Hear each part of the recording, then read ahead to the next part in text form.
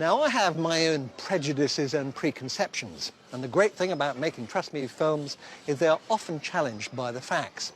Now, at the moment, there is one subject that I am really passionate about, and I'm dying to get to the bottom of. Until 7 years ago, it was quite normal to see people smoking away in restaurants and pubs. Then it was banned. Now, cigarettes in public places are making something of a comeback, albeit with a twist.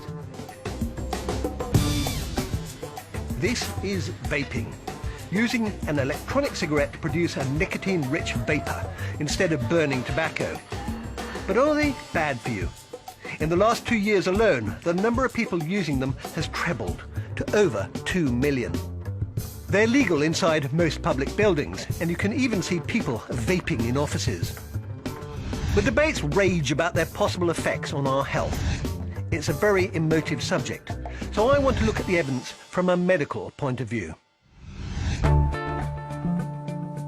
The first thing to understand is that smoking and vaping are very different. Smoking burns tobacco to release a large dose of addictive nicotine very quickly. But nicotine's not the major problem. Alongside it comes a cocktail of around 4,000 toxic chemicals, increasing the risk of cancer, heart disease, and other serious illnesses. Electronic cigarettes heat up a cartridge of liquid to form a vapor, which can be inhaled instead of smoke. This vapor contains a nicotine hit, along with flavourings and other chemicals. In the UK, there are plans to regulate some e-cigarettes, depending on the nicotine content and the claims made for them. This should ensure tighter controls on what they contain. Now, the manufacturers of e-cigarettes obviously claim that they are much safer than normal cigarettes. But are they?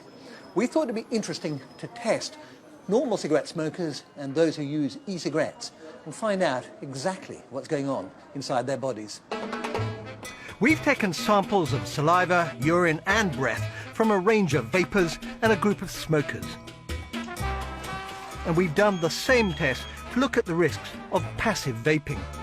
First, nicotine levels. We found that vapors get a similar dose of nicotine to smokers. Now for the test on the real nasties. Carbon monoxide, associated with heart disease, and acrolein, associated with cancer and lung problems. Here, the vapors had significantly lower levels, similar to those found in non-smokers. As for the risk from passive vaping, our test found no evidence that the vapor was affecting people nearby. Despite the evidence from our small-scale tests and other bigger studies, I still can't quite get rid of my gut feeling that because cigarettes are so harmful, there might be some hidden dangers lurking in e-cigarettes. Professor Peter Hayek, Director of the Tobacco Dependence Research Unit at Queen Mary University of London, has been looking into e-cigarettes in detail. Electronic cigarettes have only been around for a short while. Is there some long-term risks we are not aware of?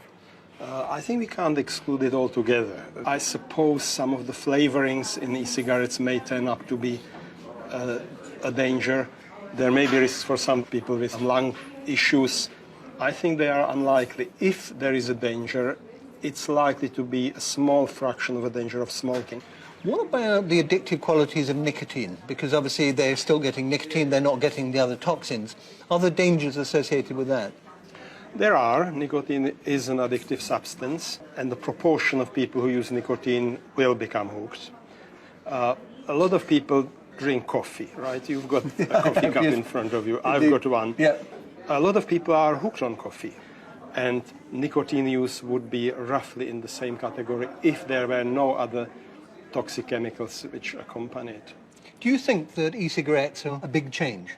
I think they could be a revolutionary change. I think they have a potential to basically eradicate smoking-related disease and death on the population scale.